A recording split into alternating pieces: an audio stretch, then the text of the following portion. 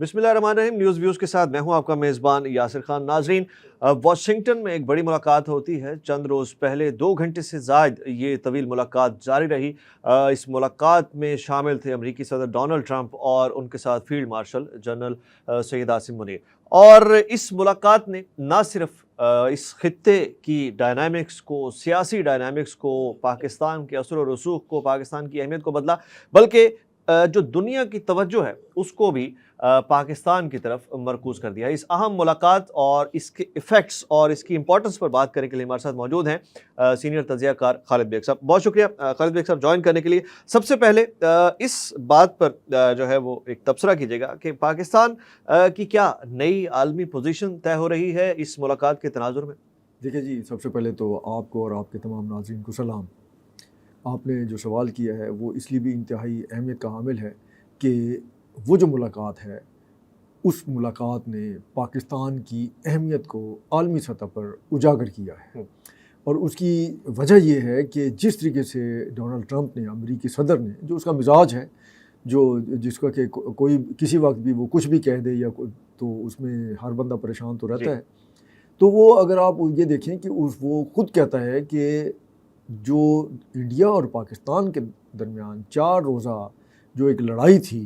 India के अंदर उनके बहुत सारे तजिया निगार तो वो कहते हैं ये जंग थी नहीं, अगर जंग होती तो पता नहीं कितना बड़ा नुकसान हो जाता। ये तो लड़ाई थी और ये एक इब्तदाई शक्ल थी जो बाद में कोई जंग होनी है, तो पाकिस्तान उसके लिए भी तैयार है। लेकिन उस जंग के अंदर पाकिस्तान की बर्री फ़ौज,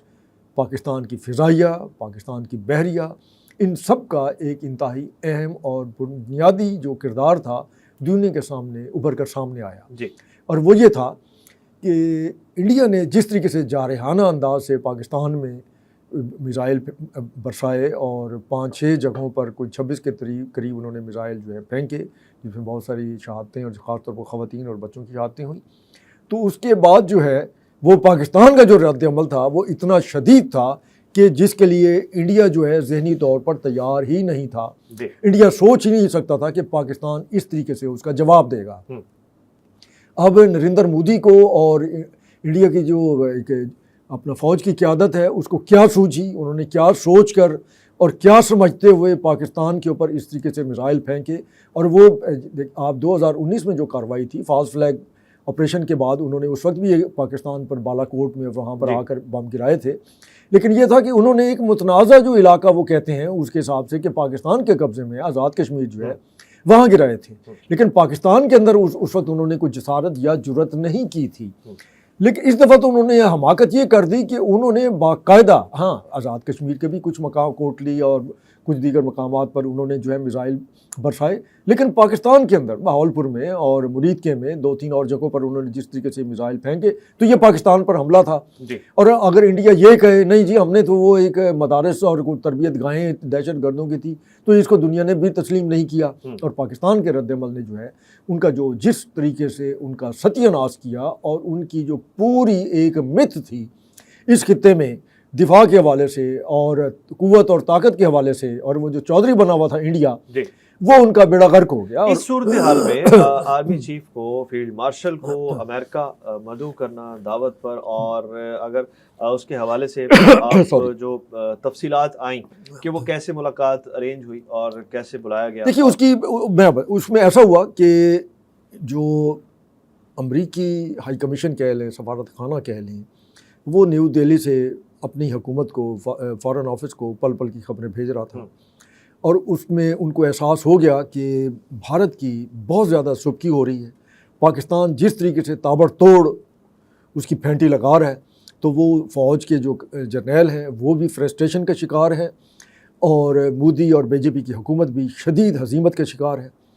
तो मुमकिन है कि ये जंग जो है या इसका अपना बदला लेने के लिए इनके पास और 2 रास्ते हैं, या तो ये सरेंडर कर लें जी। और सरेंडर की कुछ निशानियां सामने भी आई। जिस वक्त उन्होंने अपना लाइन ऑफ कंट्रोल पर और सियालकोट सेक्टर में उन्होंने सफ़ेद झंडे लहरा दिए कि जनाब बस कर दें, बहुत हो गई, हमने बहुत मार खा ली। तो उसके बाद उनके पास 2 ऑप्शन थे। एक तो ये था कि फिर ओवरऑल सरेंडर कर दें, माफ़ी मांग लेने, जी हमसे गलती हो गई, और दूसरा ये था कि शायद वो जोहरी हथियार इस्तेमाल करें पाकिस्तान के ख़िलाफ़। और मोदी जैसा जो पागल इंसान है, जो बैलेंस इंसान नहीं है ज़हनी तौर पर भी,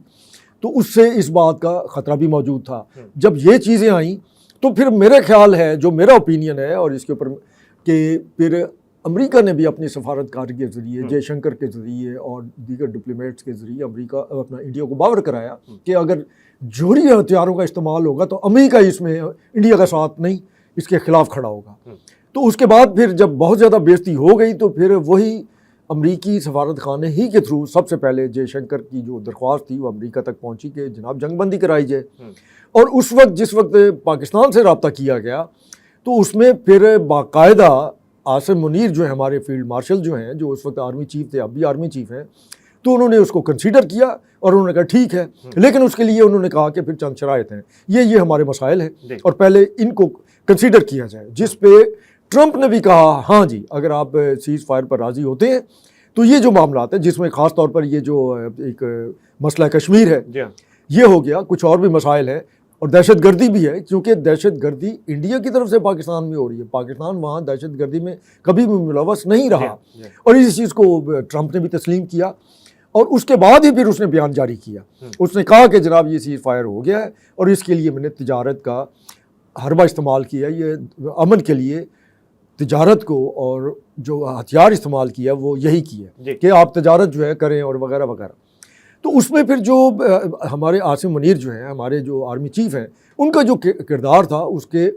حوالے سے ٹرمپ نے بیانات بھی دیے، اور اس کے جو پاکستان کے حق میں بیانات تھے وہ انڈیا کے لیے مزید سبکی کا باعث بنے۔ اور پھر یہ ملاقات، اس کا انڈیا پر کیا اثر پڑا اور خطے میں پاکستان کی امپورٹنس کو کیسے دیکھتے ہیں؟ دیکھیے اس کا ایک اور اثر یہ ہوا کہ انڈیا کے اپنے اندر نریندر مودی پہ، جے شنکر پہ اور فوج کے اوپر پبلک کی طرف سے اتنی تنقید ہوئی کہ وہ مکر گئے کہ ہم نے تو درخواست دی نہیں، وہ مکر گئے کہ جناب سوال ہی نہیں پیدا ہوتا کہ ہم ٹرمپ کو اجازت دیں کہ وہ ہمارا داخلی مسئلہ ہے یہ مقبوضہ کشمیر والا، کہ اس کے اوپر وہ مداخلت کریں، اور اس میں تو وہ شملہ معاہدے میں طے ہے کہ جناب یہ جو ہے ہم یہ آج خود طے کریں، کہ بھئی آپ نے تو آج خود طے ہی نہیں کیا۔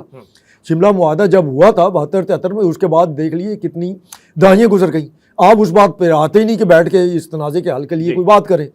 تو اس میں ٹرمپ نے کہہ دیا کہ بالکل ہم یہ تنازع جو ہے یہ بھی ہم حل کرائیں گے، اور وہ حل کرانے کی پوزیشن میں بھی امریکہ ہے، اور پھر اگر وہ امریکہ یہ اس تنازع کو حل کرائے گا تو صادر ہے OIC بھی چاہتی ہے کہ یہ تنازع حل ہو، چین بھی چاہتا ہے، روس بھی چاہتا ہے، یورپی یونین بھی چاہتی ہے کہ ہاں جی بالکل یہ تنازع حل ہو، اور اس کا حل جو ہے وہ ایٹمی جنگ تو نہیں ہے دونوں ملکوں کے درمیان۔ تو یہ وہ عوامل تھے جس کی وجہ سے جس طریقے سے باقاعدہ اس پاکستان کے آرمی چیف کو مدعو کیا گیا، اور پھر آپ یہ دیکھیے کہ اس سے پہلے G7 کانفرنس کے لیے سلسلے میں ٹرمپ جو تھے وہ پہنچے ہوئے تھے ٹورنٹو کینیڈا، ٹھیک ہے، وہاں انہوں نے کیا کیا، وہاں انہوں نے نریندر مودی سے ملنے سے انکار کر دیا۔ مطلب یہ بھی ایک اس کے لیے انڈیا کے لیے بہت بڑی شرمندگی کی بات ہے۔ پھر جانے سے پہلے ایک انڈیا کا اعلیٰ سطحی وفد جو ہے وہاں پہ موجود تھا، جس کے ساتھ ملاقات کرنے سے ٹرمپ نے بالکل انکار کر دیا۔ اس کی وجہ کیا تھی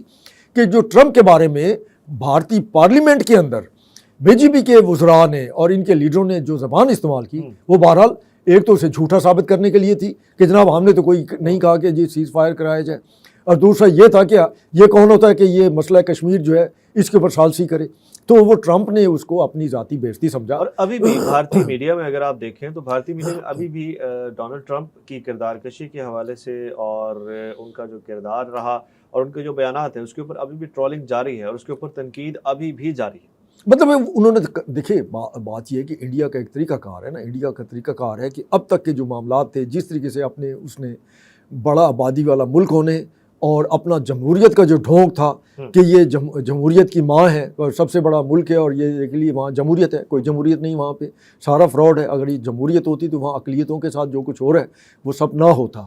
پھر آپ یہ دیکھیے کہ وہ جو اس کا رویہ ہے، جب یہ آپ بات کی تو پھر امریکہ نے بھی کہہ دیا، اس نے خاص طور پر انڈیا کو کہا کہ یہ خواتین کے لیے بالکل غیر محفوظ ملک ہے اور خواتین جو ہیں وہ انڈیا میں جانے سے گریز کریں، صحت کے لیے بھی یا کسی بھی پرپس کے لیے، اور ان پہ پابندی لگا دی گئی، ٹھیک ہے۔ تو یہ بہرحال اس کو انڈیا کو جواب دیا گیا ہے، لیکن یہ ہے کہ اس ملاقات کا تاثر جو ہے وہ عالمی سطح پر بھی گیا، اور جو خطے کے اندر ایک جو طاقت کا توازن ہے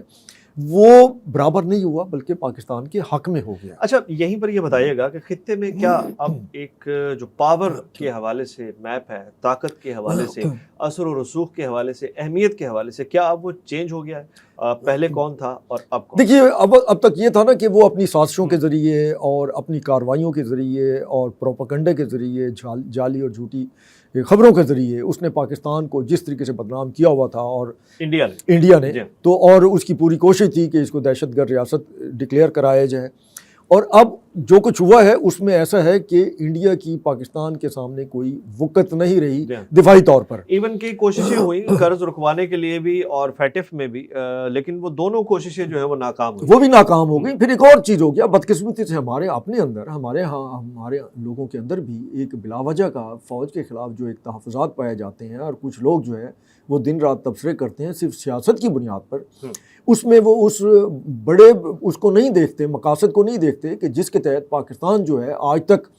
اپنی سلامتی جو ہے اس کی جنگ لڑ رہا ہے، اور وہ خطرہ ہمیں اپنی سلامتی کا کسی اور ملک سے نہیں ہے، ہمیں امریکہ سے نہیں ہے، ہمیں افغانستان، ایران یا کسی بھی اور ملک سے نہیں ہے، ہمیں اپنی سلامتی کا خطرہ جو ہے وہ انڈیا سے ہے. اور اس میں کوئی شک ہی نہیں ہے کہ انڈیا متعدد بار پاکستان کے خلاف جارحانہ اقدام کر چکا ہے، اور اب بھی اس کی پراکسیز جو ہے وہ جاری ہیں، پراکسیز چل رہی ہیں، اس کے جاری ہیں. پھر وہ یہ ہمارے اندر سوشل میڈیا پر اب یہ کیا جا رہا ہے کہ پاکستان جو ہے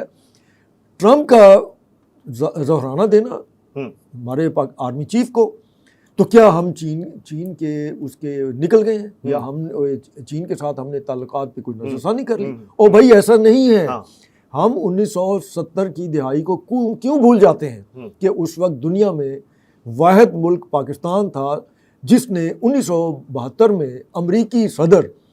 رچرڈ نکسن کے چین کے دورہ میں سہولت کاری کی.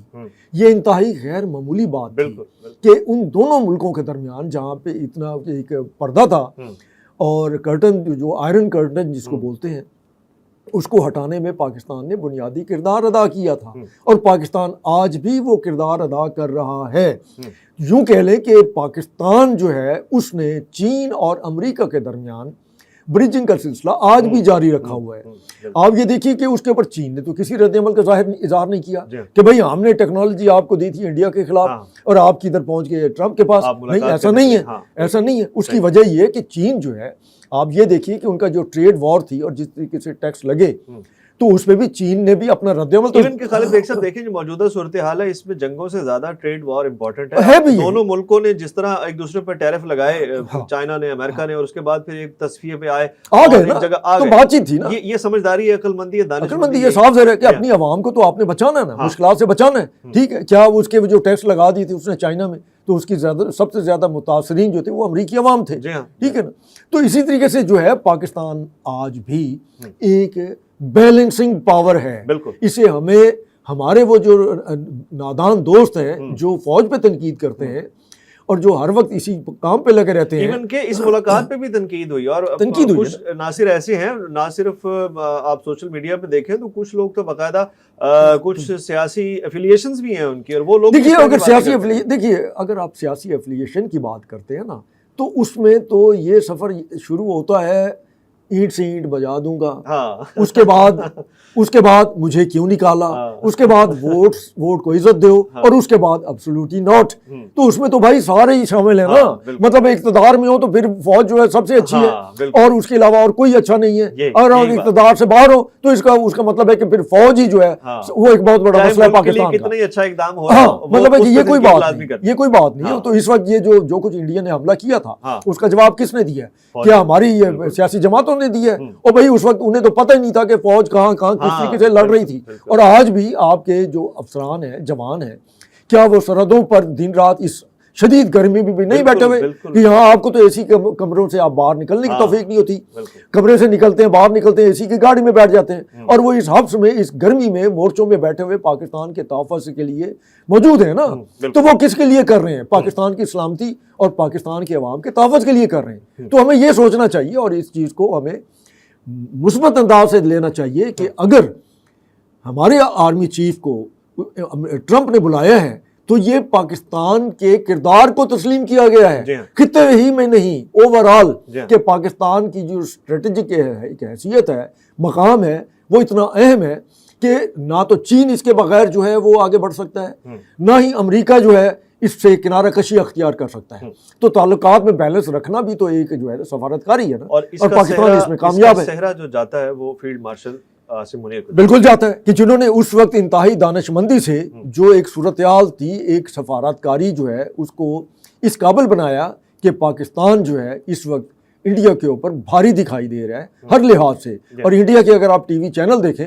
تو اس کے اوپر لوگ بیٹھ کے جو تبصرے کر رہے ہیں انہیں سمجھ نہیں آ رہی کہ بات کیا کریں. مطلب وہ ایسے لگتا ہے کہ جیسے وہ اپنی فلمی جو داستانیں ہیں وہ سنا رہے ہیں, اور وہ وہی اسٹوڈیو میں بیٹھ کے پاکستان کے خلاف جیت بھی جاتے ہیں اور پاکستان کے خلاف کامیابی بھی حاصل کر لیتے ہیں. مطلب یہ ماحول بن گیا ہے, اور یہ سارا جو ہے یہ بالکل اس میں ہمیں بہرحال اس چیز کو ذہن میں رکھنا چاہیے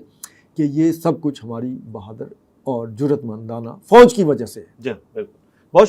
شکریہ خالد بیگ صاحب. ناظرین, اہم ملاقات واشنگٹن میں ہوئی اوول آفس میں, اور اس ملاقات نے نہ صرف خطے کے توازن کا تعین کیا بلکہ